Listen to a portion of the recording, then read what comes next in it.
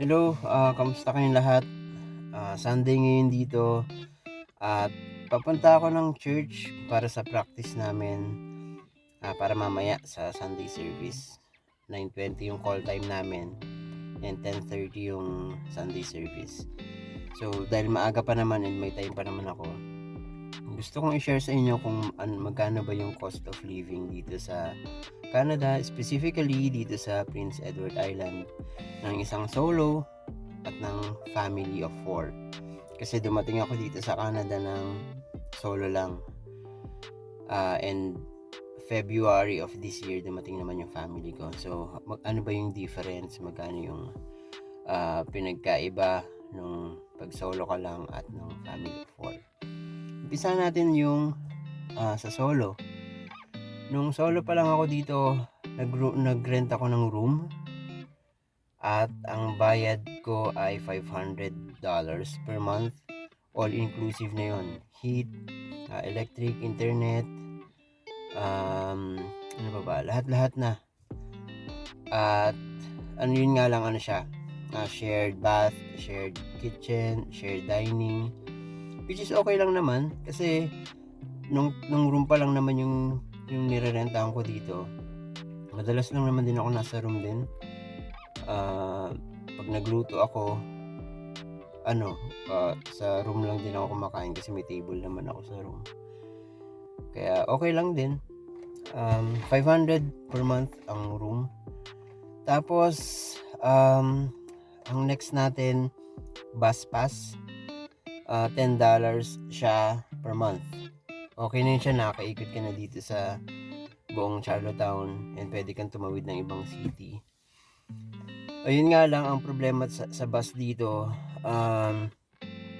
depende kung nasang lugar ka. Kapag ka dito sa area namin, every 30 minutes yung daan ng bus. So dati, pag 9 o'clock yung pasok ko, sobrang aga ko umalis kasi habulin ko yung schedule. At sa school na lang ako tatambay. Tapos, ano pa ba? Groceries. Nag-average ako noon ng $200. Hindi na yun tipid sa pagkain. Okay na yun siya. Minsan kasi pag nagluto ako ng ulam, hindi ko siya mauubos, i-freezer ko lang siya. Tapos ulamin ko rin siya either sa gabi or sa ibang araw ulit. So 200 groceries. At next, yung phone. Yung phone natin. Importante siya kasi lalo na kung mag-a-apply ka ng trabaho, kailangan meron kang contact para doon ka tatawagan ng mga employer. Ang kinuha ko dito, prepaid lang. $35 per month. Ano siya,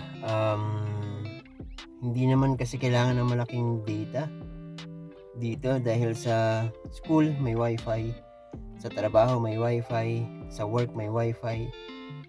Actually, gagamit ka lang ng data kung sobrang talagang importante. Pero hindi ko nga, kumbaga nagagamit yung data pag bumabiyahe ako. Kasi malapit lang din naman yung school tsaka yung work ko from kung saan ako umuupa. So yun, $35 per month. At ano pa ba? Yun lang yung gastos ko nung solo ko. Hindi na yun tipid, okay na yun siya. Ngayon, punta naman tayo sa family of 4. Medyo dami na yung kailangan natin gastusin. Dahil family of 4 na kami, kailangan namin lumipat ng mas malaking apartment. So nakakuha kami dito ng 2-bedroom apartment for $1,200 per month. Dati siyang 1,100, kaso nagtaas siya. 1,140 yata siya dati. Ngayon 1,200 something. So 2-bedroom apartment, 1,230. Next is internet. Ang monthly namin sa internet ay $90. Next, electric. So yung electric, ang pinakamataas namin so far simula noong February ay 110. Yan, so 110 electric. And then insurance namin ay one-time payment to. Sa iba kasi pwedeng installment. Pero dahil binundle ko siya sa sasakyan, nagbayad kami ng $250. So magkano yun siya per month? Teka, ito i-divide ko for 1 year. So ayan siya. Tapos yung aming car insurance, 110 per month. Yan, nakabundle yun, yung tenant insurance tsaka yung car insurance. At yung groceries namin, $500 per month. Hindi na rin siya tipid. Okay na yun siya. Actually, kung magpo-food bank kayo dito, okay din yun, mas bababa yung sa groceries nyo. Kasi sa food bank, meron dong egg, may milk, may meat, may bread, may mga canned goods, may mga palaman, fruits, veggies, meron. Depende kung ilang members ng family yung meron kayo, ganun din kadami yung ibibigay sa inyo. Enough for your family. Once a month siya dito sa PEI. So kailangan mo lang mag-register and then bibigyan ka ng card. Tapos every punta mo ng food bank yun ang ipapakita mo. Then bibigyan ka na ng mga groceries. So malaking bagay yun kung mag-food bank ka. And gas namin 200 per month. Yan ang average namin. Parang $50 per month. Ano na yun siya? Sundo kay misis, pasok sa work, pasok sa school. Okay na yun siya. Sapat na yun siya yung $200. Tapos meron din kaming bus pass si misis. $20 per month naman siya.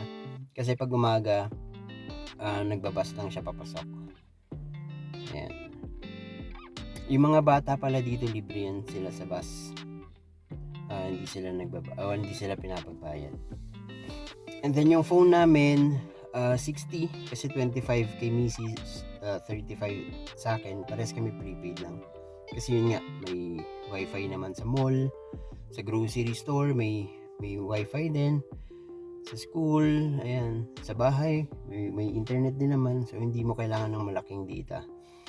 Pero kung gusto mo naman na, halimbawa, may sasakyan ka na dito, or gusto mong manood ng video sa YouTube habang bumabiyahe, panoorin yung mga vlog ko, yun, baka kailanganin mo ng malaking data. Ayan. Tapos, ano pa ba? Basically, yun lang naman yung gastos ng solo tsaka ng family of 4. Itong mga nabanggit kong amount, pwede yung tumaas, pwede ding bumaba. Depende yan sa kung ano yung lifestyle ninyo.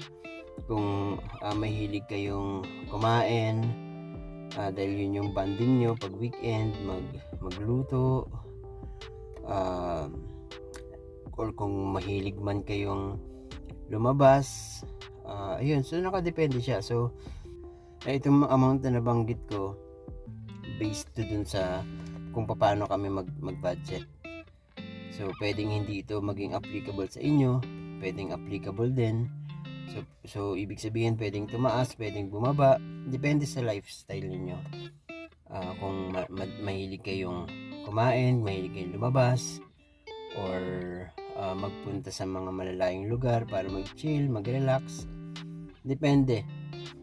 Ito lang siguro, parang ano lang siya, para ng idea kayo kung magkano yung nagagastos ng isang pamilya tsaka ng isang estudyante dito sa Prince Edward Island. And thank you ulit sa panonood at pag-subscribe sa aking channel. Natatry ko pa rin mag-upload ng mga video para may mga updates tayo, lalo na dito sa Canada, mga kaganapan. Thank you and God bless everyone.